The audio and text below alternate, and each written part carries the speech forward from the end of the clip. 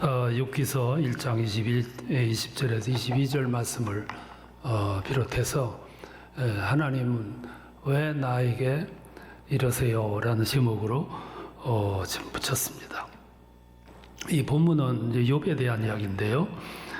욥하면 우리들이 언뜻 떠오르는 개념이 하나 있는데 그것이 고난입니다. 아픔, 고난, 처절한 몸부림. 고난도 그런 고난이 없었죠. 근데 욥이 그런 고난을 당했는데 그 고난보다 더 많은 아픔을 주었던 부분이 있습니다. 그 더 아픔을 줬던 게 뭐냐면 그렇게 내가 고난을 받는데도 불구하고 하나님이 아무런 말씀이 없었다는 거, 침묵. 이것이 욥으로 하여금 더 괴롭게 만들었습니다. 왜 그러냐면 하나님의 아무런 응답이 없다는 얘기는 혹시 내가 하나님으로부터 버림받은 것이 아닌가 하는 안타까운 마음이 앞섰겠지요.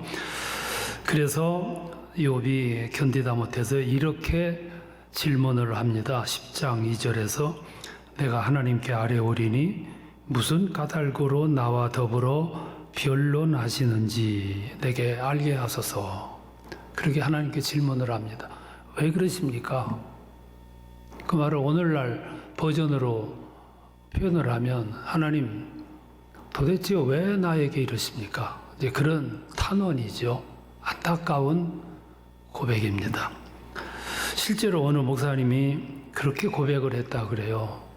아내가 골수암으로 죽어가고 있습니다. 날마다 아내가 죽어가고 있어요. 그 모습을 바라보는 마음이 아팠어요. 내가 하나님을 위해서 열심히 일하는데 도움을 주셔야 되는데 왜 이럴까? 그래서 한 말이 하나님 나한테 왜 이러세요? 라고 탄원했다고 그래요. 뭐 그렇게 말했겠어요. 눈물로 기도했고 부르짖어 기도도 했겠죠. 근데 점점 아내가 옆에서 죽어가고 있어요.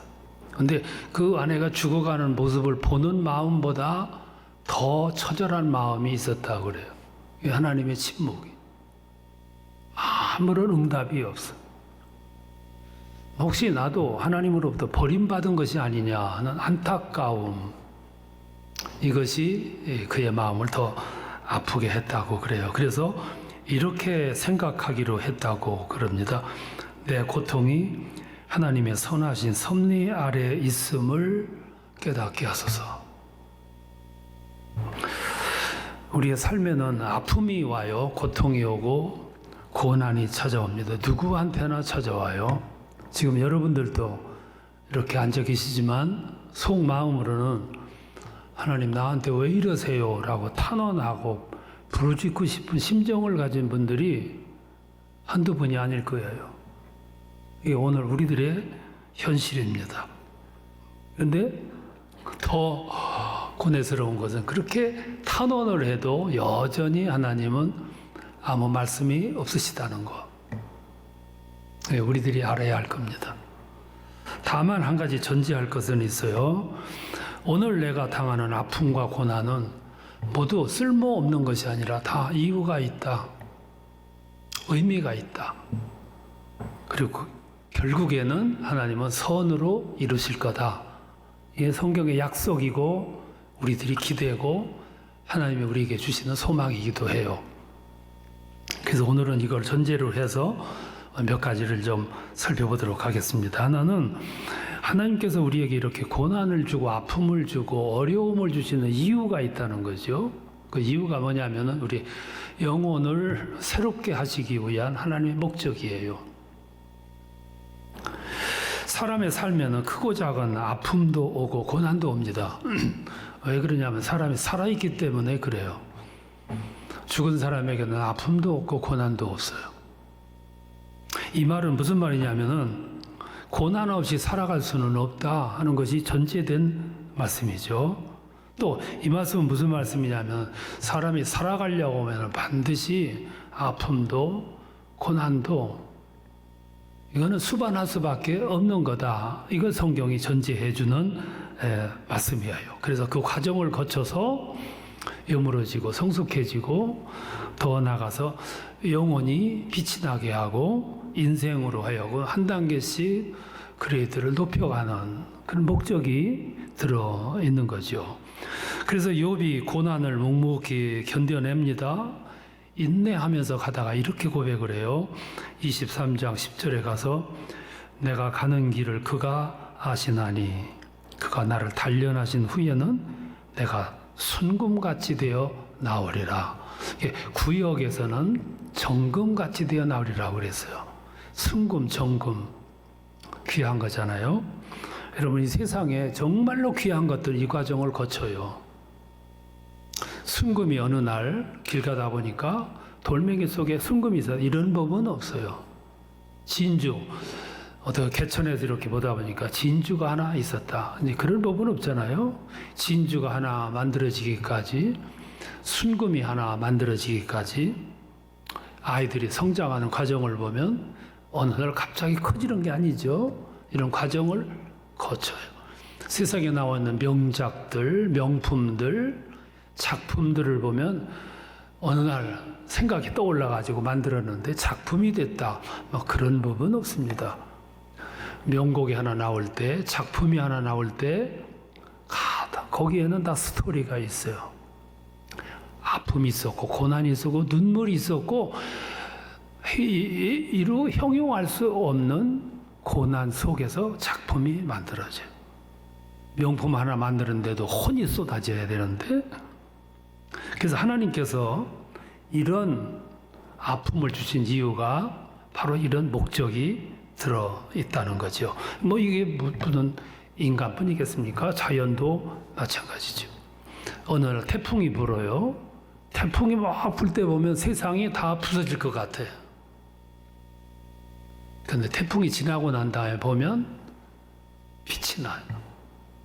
공기가 빛이 다르고 햇빛이 다르고 이 식물들이 모습 나타나는 거 표현이 다르고 냄새가 다르고 오물이 씻겨가고 세상이 새로워지는 거죠. 욥이 그래서 고백을 합니다. 그가 나를 단련하신 후에 내가 순금같이 되어 나오리라. 그래서 이런 과정을 거친 분들은 대부분 힘이 있어요. 능력이 있고 차원이 달라요. 왜? 빛이 나는 과정을 겪었기 때문이죠. 또 하나 생각할 건 고난에는 반드시 동반하는 것이 있는데 그게 아픔이에요. 고난이 어려운 것은 아픔 때문에 고난이 힘든 겁니다. 여러분 고난이 뭐냐면 마치 방아에다가 곡식을 넣고 곡식을 막 찧어대는 것과 같아요. 사정없이 찧어대잖아요. 여러분 옛날 시골에서 방앗간에 가보면 그 방아에다 곡식을 넣어요. 막 찧어댑니다. 그럼 먼저 껍데기가 벗겨지잖아요. 그 속을 둘러싸고 있는 속 껍질, 겨가 또 벗겨져요. 나중에 뭐가 남냐면 알곡만 남아요. 방아를 찧는 목적은 곡식을 부서뜨리는 데 목적이 있는 게 아니고 알곡을 만드는 작업이에요. 하나님의 고난을 주시는 것은 인간을 아프게 해서 부서뜨리려고 하는 것이 아니라 알곡을 만드시는 거예요. 수준 있는, 차원 있는 사람을 만들어내시는 거죠. 이게 고난의 의미라고 볼 수 있어요. 욥이라고 하는 사람이 하루아침에 다 잃었어요. 자식도 잃었고 건강도 잃었고 재산도 잃었고 다 잃은 모습을 보고 아내도 가출을 해버렸어. 그 순간 욥은 무슨 심정이었을까? 무슨 심정? 마치 방아에다가 곡식을 넣고 막 사정없이 찧어대는 그런 모습. 그래서 욥이 이렇게 그 심정을 표현합니다. 9장 17절에서 그가 폭풍으로 나를 치시고 까닭없이 내 상처를 깊게 하시며 나를 숨쉬지 못하게 하시며 이 눈뜰 사이가 없고 숨쉴 사이가 없을 만큼 양 몰아치는 방아 찧는 모습이죠. 문제는 그런 고난이 어느 적정한 시간에서 끝나줘야 되는데 길어져요. 내가 상상했던 시간보다 길어져. 인내의 한계가 오는 거죠. 욥이 처음에는 인내를 잘 했어요. 잘 인내했습니다. 근데 시간이 가면서 지쳐가기 시작해요. 나중에는 한탄합니다. 비관해요. 그리고 우울증에 빠집니다. 3장 3절에서 이렇게 말합니다. 내가 태어나던 날 죽어 나왔더라면. 그게 우울증 증상이에요. 11절에서 어찌하여 내가 태어서 죽어 나오지 않았던가. 그게 믿음이 없어서가 아니고 인간의 한계에서 오는 넋들이죠. 그러다가 비명을 질러요. 6장 2절에서 나의 괴로움을 저울에 달아보면 바다의 모래보다 무거울 것이다. 그런 모습을 보고 친구들이 와서 위로를 해요. 5장 18절에서 하나님은 아프게 하시다가도 싸매시고 상하게 하시다가도 그의 손으로 고치시나니 더 참아라. 그러니까 욥이 이렇게 대답을 합니다. 6장 11절에서 내게 무슨 기력이 있기에 더 기다리며 참겠느냐. 이게 욥의 심정이에요. 지금 우리들 가운데도 현실 삶 속에서도 이 환경에 처해 있는 분들이 너무 많이 있어요. 그 우울증에 빠지는 거지. 우리 교회 그 김희순 권사님이라고 금년에 70세 된 분인데 그분이 이런 과정을 거쳤어요. 20년 전에 암을 수술을 했어요. 근데 20년 만에 또 재발이 됐어. 근데 재발이 돼서 가서 진단을 해보니까 온몸에 다 퍼져 있어. 그래서 열고 다 제거했어. 가슴도 제거하고 자궁도 드러내고 췌장도 발췌하고 대장도 다 떼어내고 간도 절제하고 어느 날 갑자기 이 상태가 뭐냐면 방아에다가 곡식을 넣고 막 쥐어대는 눈코 뜰 새 없는 어느 날 보니까 순식간에 이런 상태에 빠지게 됐어요. 그분이 수술을 받고 이 상태에서 병원 침대에 이렇게 누워서 무슨 생각을 했을까? 무슨 생각이 떠올랐을까? 하나님 나에게 왜 이러세요? 그 생각이었겠지. 근데 욥도 10장 2절에 보면 내가 하나님께 아뢰오리니 무슨 까닭으로 나와 더불어 변론하시는지 내게 말씀하옵소서. 속 시원하게 말씀 좀 해보라고 말이야. 근데 욥을 더 심각하게 아프게 한 거는 아무 응답이 없었다는 거지. 그럼에도 불구하고 응답이 없어요.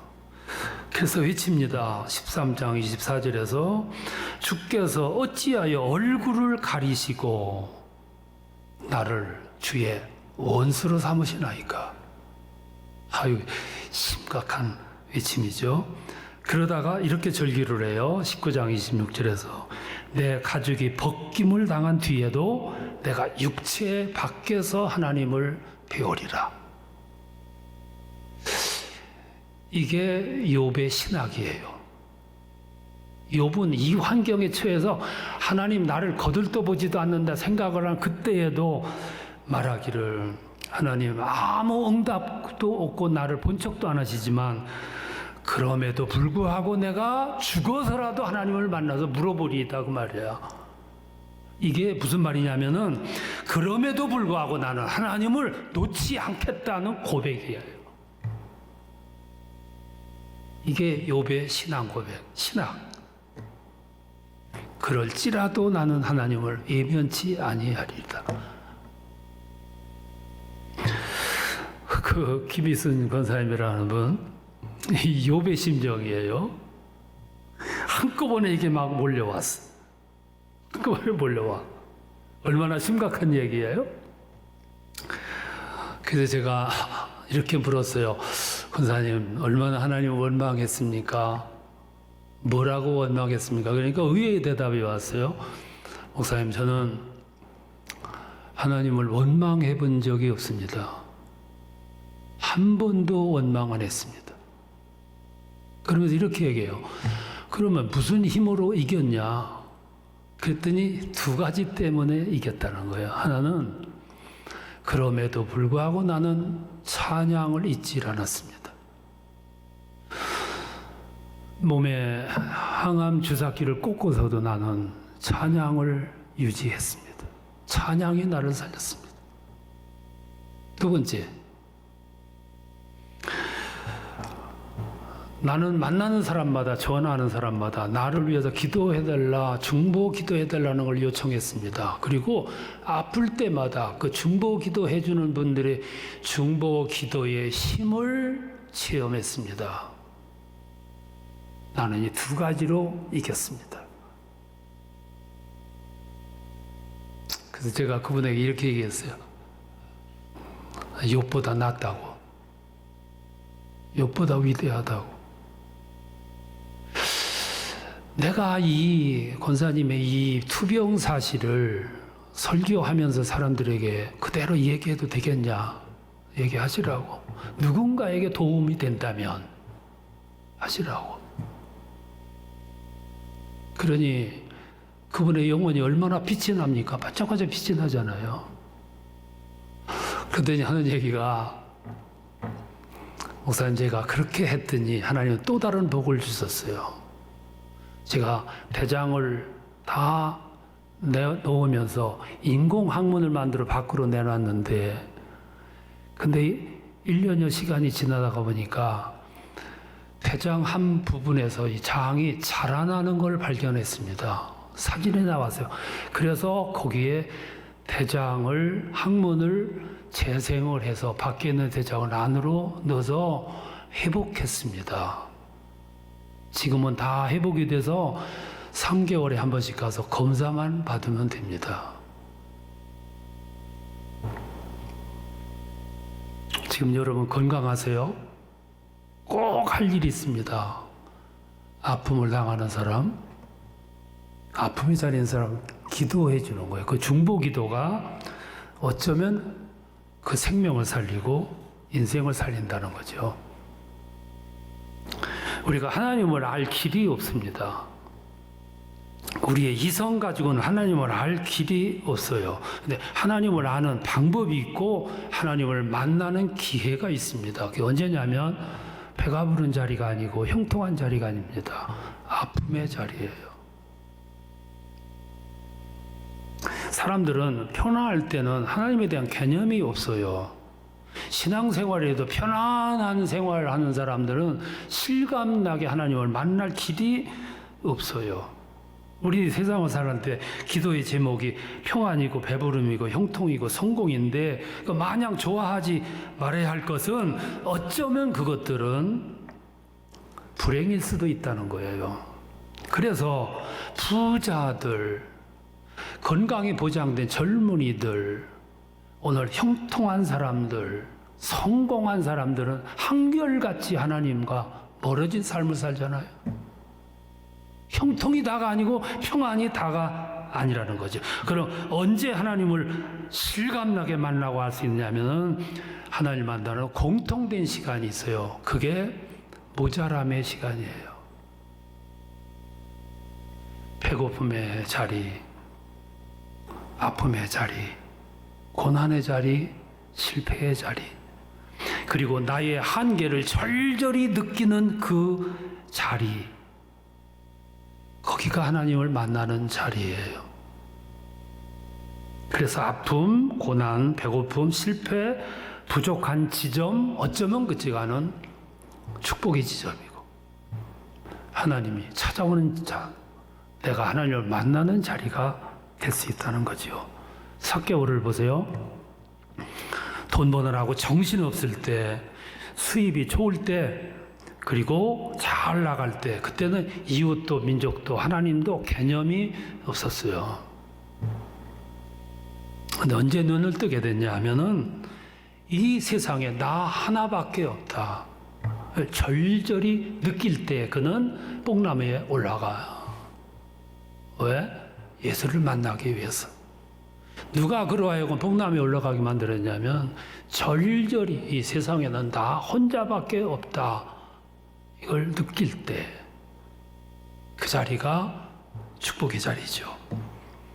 그래서 신앙 안에서 고난도 아픔도 부족함도 어쩌면 이거는 축복의 시간이에요. 결론입니다. 그러면 우리에게 주어지는 고난들, 아픔들, 괴로움들 어떻게 극복할 수 있느냐? 극복할 수 있는 방법은 없어요. 비법도 없어. 다만 알 것이 하나가 있어요. 그건 뭐냐면은 그런 자리에 처하거든 그 자리에서 고난을 해석하는 기준을 바꿔야 된다는 거예요. 그 기준이 뭐냐면 우리가 고난을 터널이라고 비유하잖아요. 터널이 앞이 꽉 막힌 터널을 가는 것이 아니고 마지막 터널 끝은 뻥 뚫린 터널을 지나가고 있다는 거. 그게 고난을 해석하는 기준이에요. 결국 욥이 그러다가 긴 터널을 참고 인내해서 마지막 끝을 보잖아요. 갑자기 요셉의 인생에 광명이, 햇빛이, 찬란한 영광이 비쳐요. 그리고 욥기서 마지막 장이 42장이잖아요. 42장의 제목이 여호와께서 욥에게 복을 주시다라는 제목이에요. 그리고 욥이 다 회복하잖아요. 건강도 회복하고 자녀도 되찾고 잃어버렸던 재산 되찾고 그리고 평화를 되찾아. 그리고 마지막에 이렇게 말합니다. 42장 16절 그 후에 욥이 140년을 살며 아들과 손자 4대를 보았다. 여러분 성경의 모든 이야기는 공통점이 하나를 가지고 있어요. 그것이 뭐냐면 하나님을 떠난 인생은 마지막에는 한결같이 공허함으로 끝난다는 거예요. 진리예요, 이것이. 사울이 그랬고 이세벨이 그랬고 아합이 그랬고 유다가 그랬어요. 그런데 하나님의 주권을 믿고 살아가는 신앙인은 도중에 과정에 아픔도 있고 고난도 있고 상실도 있을런지를 모르지만 마지막에는 반드시 하나님의 선하신 뜻으로 결론 난다는 거예요. 합동해서 유익하게 하시는 하나님의 역사가 반드시 일어난다는 거죠. 그 말은 하나님은 우리 인생의 진정한 목자가 되실 뿐만 아니라 우리 인생의 주인이 되신다 그 말이에요. 그래서 우리 신앙 고백해야 됩니다. 어떻게 고백해야 되냐면 하나님께서 나와 함께 하시면 나는 모든 걸 할 수 있습니다. 모든 걸 감내할 수 있습니다. 더 나아가서 하나님이 나와 함께만 하신다면 나는 오늘도 내일도 미래도 우리의 운명도 걱정할 필요가 없다는 것을 나는 믿습니다. 왜? 주님은 나의 목자시기 때문에. 오늘은 이런 확실한 신앙 고백을 가지고 살아가야 오늘을 지탱하고 승리할 수가 있습니다. 오늘 미래를 내다보면 캄캄하지요. 근데 분명한 것은 우리 주님은 모든 것의 마지막에는 아름답게 결실 맺는 하나님만의 방법이 있다는 것. 이걸 믿고 오늘도 승리를 자축하면서 살아가는 여러분 되시기 바랍니다. 그것이 오늘을 살아간 신앙인들의 삶의 이유입니다. 하나님 왜 나한테 이러세요? 그리고 나서 하나님은 역시 나의 목자십니다. 이런 고백이 가슴에서 벅차게 터져나오는 그런 축복의 삶이 이루어지길 바랍니다.